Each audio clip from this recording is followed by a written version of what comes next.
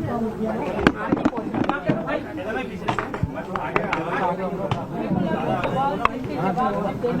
तस्वीरें इस वक्त आप देख रहे हैं, प्रेस कॉन्फ्रेंस शुरू हो रही है। यहीं की लाइव तस्वीरें इस वक्त आपको दिखा रहे हैं। इंदौर टू भोपाल पर भोपाल में अर्चना की बरामदगी और बाइट शुरू कर दी जाए या आप लोगों को जानना है?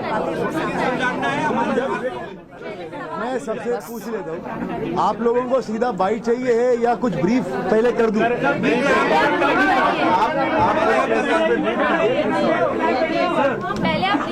7 तारीख से कल की दिनांक मैं वही चाह रहा हूँ।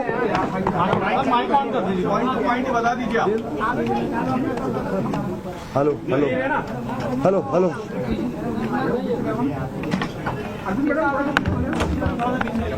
हेलो हेलो हेलो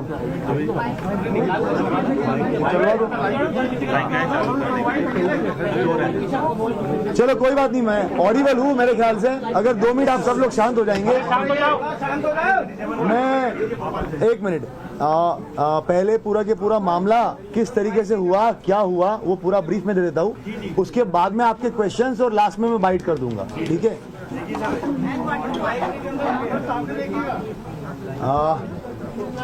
आप सब लोगों को जानकारी, एक सेकंड आप सब लोगों को जानकारी में है कि 7 और 8 के दरमियान रात्रि जो है इंदौर बिलासपुर ट्रेन के अंदर से एक अर्चना तिवारी नाम की युवती जो B3 AC कोच में थी, वहां से वो लापता हो गई।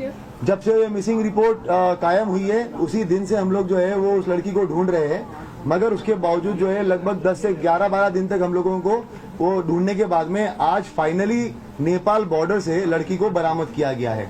मामला कुछ इस प्रकार है कि अर्चना तिवारी नामक लड़की जो है ये कटनी की रहने वाली है।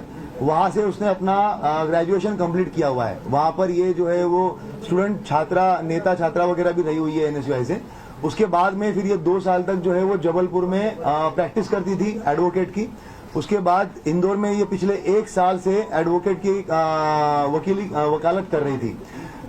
इसी दरमियान जो है इसके परिवार वालों की तरफ से लगातार इसको रिश्ते वगैरह आ रहे थे जिसमें इसको शादी नहीं करनी थी। लगभग 3 से 4-5 शादी के प्रपोजल आने के बाद में कुछ इश्यूज हुए, शादियां टूटी या उसको नहीं करना था, उसने ना बोल दिया। एक इंदौर में जो है इसकी दोस्ती हुई सारांश जोगचंद करके है, 26 साल का लड़का है, शुजालपुर का रहने वाला है। ये 1 जनवरी के आसपास में, मतलब 1 जनवरी 2025 के आसपास में उसकी जो है वो उसके साथ में मित्रता हुई है। और ट्रेन में ही, इसी सेम ट्रेन में जो है ये उस दिन जा रहे थे और आमने सामने जो है इनका रिजर्वेशन था, तो आमने सामने बैठे हुए थे। ये वकील थी, किसी चीज के बारे में बात कर रही थी। सारांश का भी कुछ जो है वो इश्यू चल रहा था घर पे, तो उस तरीके से उसने उससे बात करना शुरू किया। उसके बाद में बातें जो है वो और भी जो इसके लीगल इश्यूज थे, इसने अपना ड्रोन कंपनी का एक कुछ प्राइवेट लिमिटेड कंपनी बनाने के लिए ये प्रयास कर रहा था इंदौर में, तो उसके लीगल डॉक्यूमेंट को लेकर आपस में बातचीत होना शुरू हो गई और उसके बाद में फिर इनकी लगातार बातें शुरू हो गई।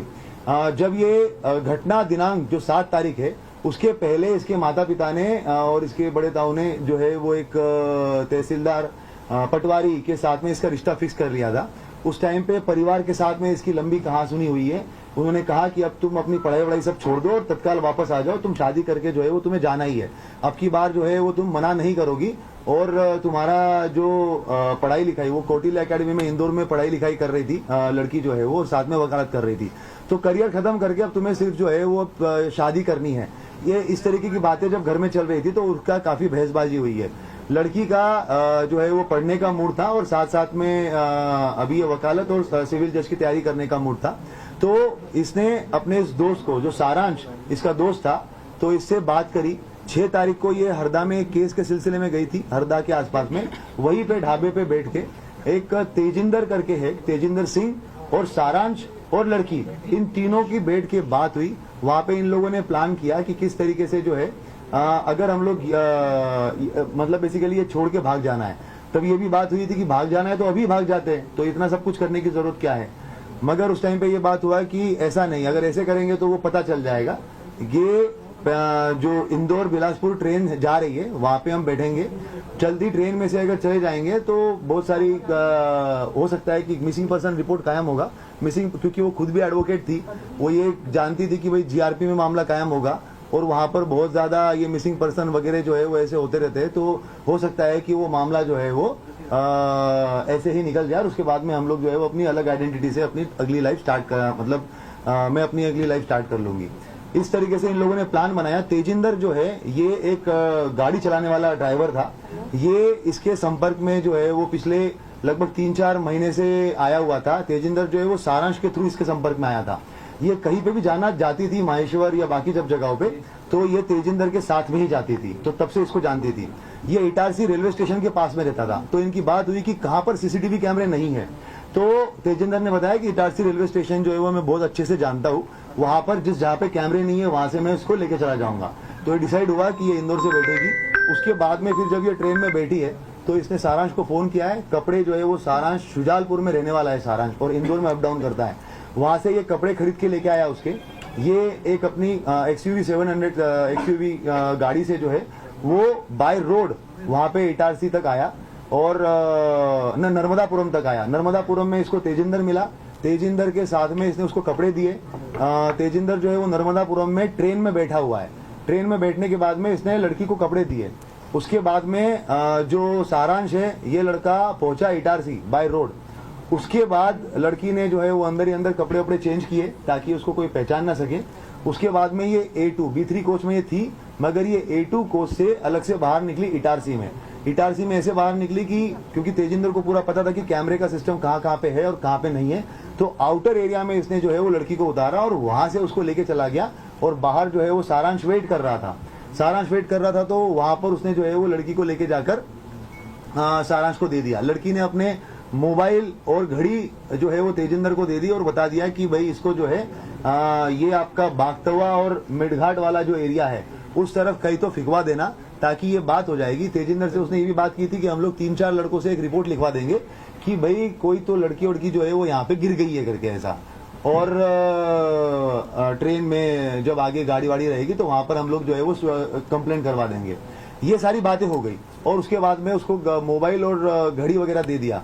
लड़की जो है वो सारांश के साथ में आगे चली गई। कोइंसिडेंटली सारांश ने एक व्यक्ति को भी साथ में लेके आया था, तो वो भी उसको भी हम लोगों ने राउंड अप करके उससे बयान लिए हुए हैं। वो चश्मदीद गवाह है। उसके बाद में घटना ये हो गई कि तेजिंदर को उसी टाइम पे दिल्ली की पुलिस उठा के लेके चली गई। क्यों? कारण तेजिंदर जो है वो किसी फ्रॉड के मामले में आरोपी था। तो उसी रात सेम रात को 1 बजे जो है वो ये घटनाक्रम होता है और अगले 1 घंटे में तेजिंदर को पुलिस उठा के लेके चली जाती है। अब जब ये पूरा मामला हमारे पास में आता है, लड़की जानबूझ के सामान पूरा के पूरा सीट पे छोड़ के गई ताकि हम लोग ये सोचे कि लड़की हो ना हो कहीं पे गिरी है, वो कहीं पे भागी नहीं है। अगर भागती तो पूरा सामान लेके जाती। ये पूरा सोच के प्लान करके जो है वो सामान वहीं पर रखा गया था। उसके बाद में जैसा कि उसने सोचा था, जब हमारे पास में मामला आया, सारा डिस्कशन हुआ, बात यही हुई कि भाई सामान जो है वो पूरा के पूरा छोड़ के चली गई है। छोड़ के गई इसका मतलब कहीं ना कहीं गिरी होगी। और मिडघाट और वो वाले एरिया का भी जानबूझ के वो मोबाइल जो है वो उसी एरिया में बंद हुआ था, तो हम लोगों ने वहां पर पूरा सर्चिंग ऑपरेशन भी चलाया। पूरे थानों में भी हम लोगों ने बात करी, वो सारी चीजें करी। मगर उसी टाइम पे एक चीज और, सारांश के साथ में जब बात हुई थी तो स्टार्टिंग में जब जनवरी में उसकी बातें हुई थी तो कॉल पे बात होती थी, मगर उसके बाद में व्हाट्सएप कॉल हुआ था। तो वो उस वजह से जो है उसके साथ में वो बातें जो है वो CDR में डिटेक्ट नहीं हो पाई। हम लोगों ने IPDR निकालने के बाद में उसका नंबर जो जब वापस आया और पता चला कि इससे वापस ये बात हो रही थी और ये लड़का छूट गया पूछताछ करने के लिए, उसके बाद टीम जो है वो उस तक पहुंची है। तेजिंदर को जब हम लोगों ने ये पता किया, तेजिंदर का नंबर मिला और जब हम लोगों ने उसके बारे में डिटेल पता किया तो हम लोग काफी श्योर हो गए थे कि तेजिंदर इस मामले में लिंक है। मगर जैसे ही हमें पता चला कि ये जो है वो चोरी के मामले में दिल्ली पुलिस उठा के लेके गई है, तो हमें फिर स्टार्टिंग में लगा कि हो सकता है कि ये किसी दूसरे मामले में होगा। पर जब सारांश को उठाया गया और सारांश से जब पूछताछ हुई तो उसने बताया कि तेजिंदर, लड़की और इसने सबने मिलकर ये प्लान किया था। लड़की सारांश के साथ गई, शुजालपुर में गई है, वो गाड़ी की गाड़ी में ही रही, कहीं पे बाहर उतरी नहीं। इन लोगों ने इसका चीज का ध्यान रखा कि कहीं पे भी टोल नाका नहीं आना चाहिए, क्योंकि पुलिस जो है वो टोल नाके पे भी CCTV कैमरे देखती है और अगर गाड़ी के थ्रू RFID से अगर पैसा कट जाता है तो उससे भी जो है वो डिटेक्ट हो सकता है। तो इन्होंने टोल नाका अवॉइड किया और ऐसे ऐसे रास्ते से गए जहां से टोल नाका नहीं हो। शुजालपुर गए, शुजालपुर के बाद में फिर ये ऑर्बिट मॉल के आसपास से कहीं से इन्होंने एक दूसरा मोबाइल खरीदा। और लड़की, जब तक मीडिया में इस चीज का काफी हाइप हो गया था तो जितना इनको एक्सपेक्टेशन था कि मामला एकदम सिंपल तरीके से निपट जाएगा, तो वो लगने लग गया कि अब तो ये नहीं होगा, तो इसको मध्य प्रदेश छोड़ के कहीं तो जाना पड़ेगा जहाँ पे अलग भाषा के लोग हैं। तो इन्होंने हैदराबाद चूज किया। उसके बाद ये बुरहानपुर गए। बुरहानपुर से इन लोगों ने जो है वो हैदराबाद की बस पकड़ी। हैदराबाद में जाने के बाद में ये 2 दिन 1 रात जो है वो हैदराबाद में रहे। फिर जब मामला और ज्यादा हाई पकड़ने लग गया तो जो सारांश है, ये ड्रोन का जो एक नया स्टार्टअप इसने डाला हुआ है और इसका जो क्लाइंट बेस है वो नेपाल में भी कुछ है। तो इन लोगों की पहले वो बात हो चुकी थी, तो इनकी बात हुई कि अब इसको जो है वो भारत छोड़ के ही हम लोग जो नेपाल की तरफ चले जाएंगे। उसके बाद फिर इन्होंने बस पकड़ी। बस पकड़ के जोधपुर से दिल्ली, दिल्ली से उसके बाद में जो है ये कुछ दिन वो काठमांडू चली गई। लड़की काठमांडू चली गई, लड़का जो है वो वापस आ गया। और लड़के ने ये भी किया कि जो इसका मोबाइल था उसको जब मेन टाइम था उस टाइम पे उसने एरोप्लेन मोड पे करके पूरा के पूरा बंद कर लिया। बाकी टाइम में मोबाइल जो है वो अपना वहीं पे रखकर और दूसरी सिम इशू करवा के पिता के नाम पे उस मोबाइल को उसने पूरा टाइम चलाया। क्योंकि जब सारांश का नाम अगर आए तो मोबाइल जो है वो इंदौर में ही दिखे और उसके ऊपर कोई शक ना जाए। और पिता की अलग से, क्योंकि नई सिम थी, वो तो कुछ कहीं पे कुछ कनेक्शन था ही नहीं उस चीज का, तो वो सिम जो है वो उसने अपनी अलग से इस्तेमाल करी। काठमांडू छोड़ के ये वापस आ गया। उसके बाद में 3-4 दिन तक रहा। जब पुलिस ने इसको राउंड अप किया हम लोगों ने सारांश को, और उसके बाद में जब चीजें निकल के आई तो उसके थ्रू नया नंबर जो था उसका, उससे बात कर और उसको वहां से बॉर्डर तक बुलवाया गया। और बॉर्डर पे लाखीमपुर खीरी पुलिस की मदद से हम लोगों ने जो है वो लड़की को बरामद किया। बरामद करके जो है वहां से दिल्ली, और दिल्ली से अभी सुबह सुबह फ्लाइट से यहाँ पे लेके आए हैं। अगर कोई अलग और कुछ सवाल पूछना चाहता है तो एक एक करके पूछते हैं। हाँ, आपको मास्टरमाइंड कौन है इस केस का? पूरा मास्टरमाइंड तरीके से पहले इनका क्वेश्चन का जवाब दे देता हूँ। फिल्म देख के वैसा कुछ नहीं है। लड़की एडवोकेट है, पहले भी छात्र नेता रह चुकी है, सिविल जज की तैयारी कर रही है, काफी कुछ चीजें उसको पता है। जीआरपी का काम करने का तरीका, डीएफ का काम करने का तरीका, मिसिंग पर्सन का कितना इंपॉर्टेंस होता है, क्राइम का कितना इंपॉर्टेंस होता है, 363 का कितना इंपॉर्टेंस होता है, ये सारी चीजें उसको पता है। तो जो प्लान बना है वो तीनों लोगों ने मिलकर आपस में बना के और उसके बाद में फिर एग्जीक्यूट किया।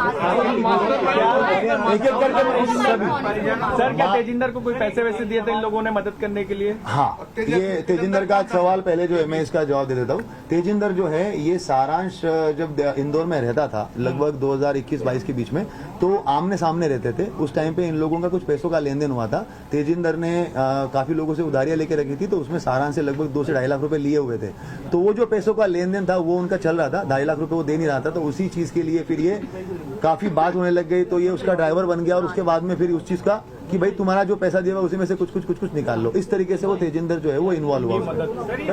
राम तोमर वाली बात मैं पहले कंप्लीट कर लेता हूँ। राम तोमर जो है गुमशुदगी वाले मामले में कहीं से कहीं तक इन्वॉल्व नहीं है, मगर राम तोमर की जो पहचान है वो लगभग ग्वालियर जबलपुर में जब लड़की प्रैक्टिस करती थी उस टाइम पे किसी के थ्रू ही लड़की से हमने बातचीत करी है। आप भी अलग से अभी बाद में भी उससे जब भी बातचीत होगी तो जानकारी में आएगा। लड़की का कहना है कि राम तोमर को आज तक उसने चेहरा भी नहीं देखा उसका, मगर राम तोमर उसको लगातार फोन करता था और उसने बीच में 3 से 4 बार उसके टिकट्स बना दिए थे, जो एक भी टिकट में वो वापस गई नहीं है। उसका ये कहना था कि तू ग्वालियर आ जा और ग्वालियर में जो है वो प्रैक्टिस कर।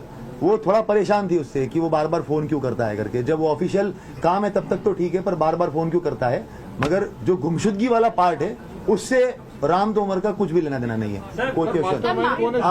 सारांश ने ये आउट ऑफ द वे जाकर के इस तरीके से उसकी हेल्प की, क्या कोई लव अफेयर का भी मामला था या सिर्फ? लड़की डिनाई करती है, लड़की बताती है कि वो मेरा दोस्त था, बाकी तो और वो अच्छे से इस सवाल का जवाब दे पाएगी। वगैरह लेके भी गई लड़की? लड़की के पास में हाँ कुछ पैसा वगैरह, लड़की क्योंकि कमाती थी, खुद ही उसके केस वेस चलते थे। उसका जो है वो हरदा में भी एक अलग से केस पे काम कर रही थी, खंडवा में भी किसी केस पे काम कर रही थी। तो लड़की खुद भी कमाती थी। उसने अपने माँ का ऑपरेशन जो किया था, तो ऑपरेशन में भी उसने खुद ने पैसे जो है वो खर्च किए हैं। तो पैसा उसके पास में था और कुछ पैसा जो है वो सारांश ने कुछ से मदद पेरेंट्स को कहा कि उन लोगों के बीच में काफी हाँ पेरेंट्स को जो है